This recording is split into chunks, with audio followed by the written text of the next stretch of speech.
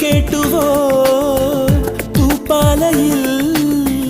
രാപ്പാടി പാടും പ്രേമരാവിൻ ചിന്തുകൾ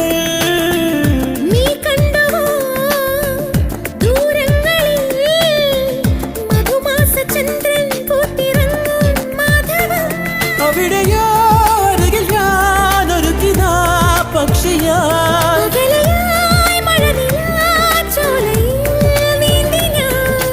വിരഹമെന്ന പദമില്ല കവിതകളിൽ